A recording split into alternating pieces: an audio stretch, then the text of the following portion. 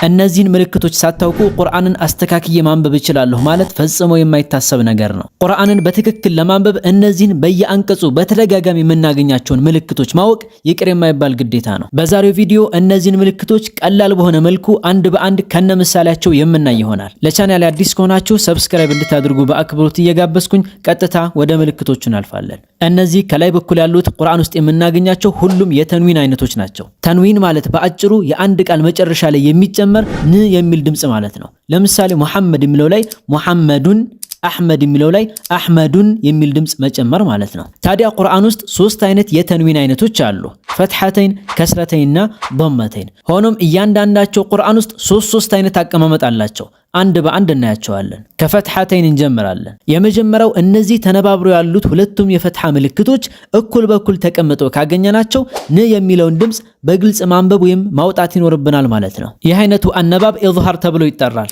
ልክ እዚህ አንቀጽ ላይ እንዳለው ማለት ነው። ወኩላ ሚንሃ ረገደን ሐይሱ ሺእቱማ። ስለዚህ ን የምትለዋን ድምጽ በግልጽ እናነባታለን፣ ረገደን እያልን ማለት ነው። ሌላ ምሳሌ ዓብደን ኢዛ ሶላ። ሁለተኛው ምልክት ደግሞ እነዚሁ ምልክቶች በዚህ መልኩ ተበላልጠው ሲመጡ ሲሆን ን የምትለዋን ድምጽ ከቀጣዩ ፊደል ጋር ጨፍልቀን ወይም አዋህደን ማንበብ የሚኖርብን ሲሆን በዚህን ጊዜ ን በግልጽ ባትነበብም የአፍንጫ ድምጽ ግን ይኖራታል። ይህ አይነቱ አነባብ ኢድጋም ተብሎ ይጠራል። ልክ እዚህ አንቀጽ ላይ እንዳለው ማለት ነው። ሙተሻቢሃን ወለሁም ፊሃ። ልክ እዚህ ላይ እንዳለው ን የምትለዋን ድምጽ በግልጽ አናነብም። ሙተሻቢሃን ወለሁም። ሌላ ምሳሌ ሱሑፈን ሙጠሃራ። እዚህ ላይ በዚሁ ተመሳሳይ ምልክት ኢኽፋ የሚባል ህግ አለ። እሱን በሌላ ቪዲዮ የምንመለስበት ይሆናል። ሶስተኛው ደግሞ ከነዚህ ከሁለቱ አንደኛዋ በትንሿ የሚም ምልክት ተቀየራ ስናገኛት ሲሆን የዚህን ጊዜ ን የሚለውን ድምጽ ም በሚል መቀየር ማለት ነው። በሌላ አገላለጽ ኑን ፊደልን ወደ ሚም ፊደል መቀየር ማለት ነው። ይህ አይነቱ የአነባብ ህግ ኢቅላብ ተብሎ ይጠራል። ልክ እዚህ የቁርአን አንቀጽ ላይ እንዳለው ማለት ነው። ሰሚዓን በሲራ። እዚህ ላይ እንዳለው ሰሚዓን ሳይሆን ሰሚዓም ምን ነው የምንለው? ሰሚዓን በሲራ። ሌላ ምሳሌ ኩሉ ወሽረቡ ሃኒአን ቢማ ኩንቱም ተዕመሉን። እንግዲህ እስካሁን ያየናቸው ሶስቱን የፈትሐተይን ምልክቶች ሲሆን በተመሳሳይ ከስረተይንም ላይ ልክ እንደዚሁ ሶስት አይነት ምልክቶች አሉ። ህጋቸውም ተመሳሳይ ነው። አጠር ባለመልኩ በምሳሌ እንመልከታቸው። የመጀመሪያው ልክ እንደዚህ እኩል ሆኖ ሲመጡ ን የምትለዋን ድምጽ ግልጽ ማድረግ ወይም ኢዝሃር። ለምሳሌ ወጀናቲን አልፋፋ። ሁለተኛው እንደዚህ ተበላልጠው ሲመጡ ኢድጋም ማድረግ። ለምሳሌ ወዋሊዲን ወማ ወለድ። ሶስተኛው በአንዷ ምልክት ፋንታ ትንሿን የሚም ምልክት ካገኘን ኢቅላብ ማድረግ። ለምሳሌ ዑቱሊን ባዕደ ዛሊክ። ወዲያው ضመተይን እንለፍ። እዚህም ጋር ተመሳሳይ ሶስት ህጎች እናገኛለን። የመጀመሪያው እንደዚህ ሁለቱም ተነባብረው ከመጡ ኢዝሃር ማድረግ ወይም ን የምትለዋን በግልጽ ማንበብ። ለምሳሌ ሐኪሙን ዓሊም። ሁለተኛው ልክ እንደዚህ ተለያይተው ጎን ለጎን ከመጡ ኢድጋም ማድረግ። ለምሳሌ ጊሻወቱ ወለሁም። ሶስተኛው ልክ እንደዚህ አንዷ ምልክት በሚም ተቀይራ ካገኘን ኢቅላብ ማድረግ። ለምሳሌ ሰሚዑን በሲር። እስኪ እነዚህን ሶስቱንም ምልክቶች በደንብ ለመለየት እንዲመቸን ሶስቱንም ምልክቶች የያዘ አንድ አንቀጽ እንመልከት። መጀመሪያ እድሉን ለእናንተ ልስጣችሁ፣ እስኪ ሞክሩት።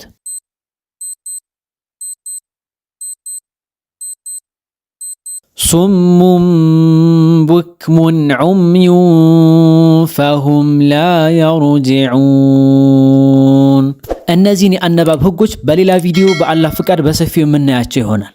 አራተኛዋ እቺ ትንሿ የሷድ ምልክት ከአሊፍ ከላይ ተቀምጣ የምናገኛት ስትሆን ሁለቱ በአንድ ላይ ሐምዘተል ወስል ተብለው ይጠራሉ። ስሟም የመጣው ወስል ከሚለው የአረበኛ ቃል ሲሆን ማያያዝ ማለት ነው። ስለዚህ እቺን ምልክት ወይም ፊደል በቃላት መካከል በምናገኛት ጊዜ አያያዥ ስለምትሆን ሙሉ በሙሉ አትነበብም። ለምሳሌ ቁል ሁወ አላሁ አሐድ። እዚህ ላይ አሁን ቁል ሁወ አላሁ ነበረ፣ ነገር ግን በቃላት መካከል ስለመጣች አ የምትለዋ ወይም ደግሞ እቺ ሐምዘተል ወስል አትነበብም። ቁል ሁወ አላሁ አሐድ። ሌላ ምሳሌ ፈሰሊ ሊረቢከ ወንሐር ወኢንሐር ሳይሆን ወንሐር ብለን ሐምዘቱል ወስሏን በቃላት መካከል ስናገኛት አናነባትም። አምስተኛዋ እቺ የሱኩን ምልክት የምትመስለዋ ሞላላ ክብ ስትሆን ከቁርአን ውጭ ያሉ የአረበኛ መጽሐፎች ላይ እንደ ሱኩን የምታገለግል ቢሆንም ቁርአን ላይ ግን ሱኩን አይደለችም። ይልቁንስ እሷ የተቀመጠችበት ፊደል እንደማይነበብ ለመጠቆም የመጣች ምልክት ናት። ለምሳሌ ፈልየዕቡዱ ረበ ሃዘል በይት እዚህ ላይ እንደምናየው ፈልየዕቡዱ ከሚለው ከዋው ቀጥሎ አሊፍ ላይ ይቺው ምልክት ተቀምጣለች። ስለዚህ ይችን አሊፍ አናነባትም ማለት ነው። ፈልየዕቡዱዋ ብለን አናነብም። ፈልየዕቡዱ ብቻ ብለን ነው የምናነበው። ሌላ ምሳሌ ወላ ተቁለነ ሊሸይኢን ኢኒ ፋዒል እዚህ ላይም ልክ እንደዚሁ ከሽን ቀጥሎ ያለችው አሊፍ አትነበብም። ወለቢሱ ፊ ከህፊሂም 300 ሲኒን እዚህም ላይ በተመሳሳይ ለቢሱ የሚለውና ሚአ የሚለው ላይ ያለችው አሊፍ አትነበብም። ሶስተኛዋ እቺ የዜሮ ቅርጽ ያላት ምልክት ስትሆን ለየት ያለ የአነባብ ህግ አላት። ማለትም እችን ምልክት ከአሊፍ ከላይ ተቀምጣ ካገኘናት ሁለት አይነት አነባብ አላት። አንደኛው እሷ ላይ የምናቆም ከሆነ አሊፍ የምትነበብ ሲሆን ሁለተኛው ደግሞ እሷ ላይ የማናቆም ከሆነ ቀጥለን የምናነብ ከሆነ ግን አሊፈን አናነባትም ማለት ነው። ለምሳሌ ካነት ቀዋሪራ ሚን ፊዳ የመጀመሪያው ላይ ስለምናቆም አሊፋን ስበን ነው የምናቆመው። ቀዋሪራ ሁለተኛው ላይ ግን ስለማናቆም አሊፋን ሳንስብ ነው የምናነባው። ቀዋሪራ ሚን ፊዳ ሌላ ቀላልና የተለመደ ምሳሌ እንመልከት። የቁሉነ ያ ለይተና አጣዕና አላህ ወአጣዕና ረሱላ እዚህ ቦታ ላይ የአንቀጹ መጨረሻ ወይም ማቆሚያ ስለሆነ አሊፋን ስበን ነው የምናቆመው። ወአጣዕና ረሱላ ነገር ግን ማናቆም ቢሆን ኖሮ አሊፋን አንስባትም ወይም ደግሞ አትነበብም። ወአጣዕና ረሱላ ብለን ሳንስብ ወይም አሊፍን ሳናነብ እንቀጥላለን ማለት ነው። ሰባተኛዋ እቺ የነጥብ ቅርጽ የምትመስለዋ ምልክት ለየት ያለ የአነባብ ህግ ሲኖር የምናገኛት ምልክት ስትሆን ከፊደል ከላይ ወይም ከታች ተቀምጣ ልናገኛት እንችላለን። ለምሳሌ እቺ ምልክት ከአሊፍ ከላይ ሆና ስትመጣ አሊፍን በግልጽ ሳይሆን በስሱ ማንበብ እንዳለብን የምታመላክት ናት። ለምሳሌ እዚህ አንቀጽ ላይ እንዳለው አዕጀሚዩ ብለን ሁለተኛው ላይ ያለችውን አሊፍ በግልጽ አናነባትም። ሳይሆን የምንለው አዕጀሚዩን ብለን በስሱ ማንበብ እንዳለብን ለመጠቆም ነው። በነገራችን ላይ ይህን አንቀጽ እንዴት እንደሚነበብ በሰፊው ከዚህ በፊት የሰራሁት ቪዲዮ አለ፣ እዛ ላይ ሄዳችሁ ማየት ትችላላችሁ። ከዚህ በተጨማሪም እቺ ምልክት ያለችባቸውን የቁርአን አንቀጾችን እንዴት እንደሚነበቡ ሰፊ ያለ ህግ ስላለው በሌላ ጊዜ በሰፊው በሌላ ቪዲዮ የምናየው ይሆናል ኢንሻአላህ። ስምንተኛዋ እቺ የያ መድ ምልክት ስትሆን በግልጽ እንደምናየው የያ ቅርጽ ባይኖራትም ነገር ግን ልክ እንደ ያ መድ ታገለግላለች። ለምሳሌ ሊኢላፊ ቁረይሽ ኢላፊሂም አሁን እዚህ ላይ ከሐምዝ ቀጥሎ ያለችው እቺው ምልክት ልክ እንደ መጀመሪያው ላይ እንዳለችው ሊኢላፊ እንደሚለው ላይ ያለችው ያ ከሷ ጋር ተመሳሳይ ነው። ሐምዝን ስበን ነው ማንበብ ያለብን።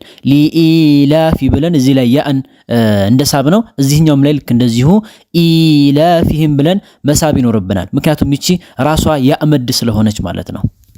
ዘጠነኛዋ እቺ የኑን ፊደል ቅርጽ ያላት ምልክት ስትሆን ከአንድ ቃል ከላይ ተጨምራ እናገኛታለን። የዚህን ጊዜ ቃሉ ላይ ኑን ፊደል በግልጽ ተካቶ ባናገኝም ነገር ግን ኑን እንዳለ አስበን እንድናነብ የምታመለክት ናት።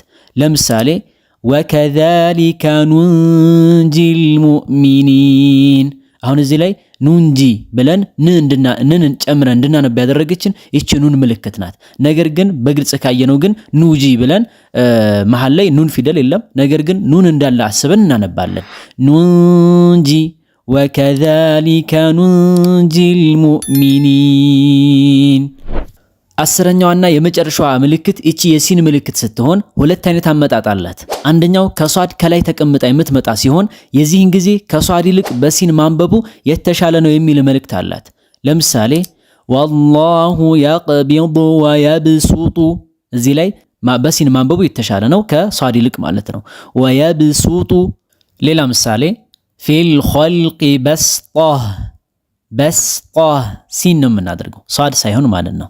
ሆኖም ከሷድ ከስር ተቀምጣ ካገኘናት ግን በሁለቱም ማንበብ እንችላለን። ከፈለግን በሷድ ከፈለግን በሲን። ነገር ግን በሷድ ማንበቡ በብዛት የተለመደና የታወቀ ነው። ለምሳሌ አም ሁሙል ሙሰይጢሩን በዚህ መልኩ በሷድ ማንበብ እንችላለን። አሊያም ደግሞ በሲን ማንበብ እንችላለን። አም ሁሙል ሙሰይጢሩን።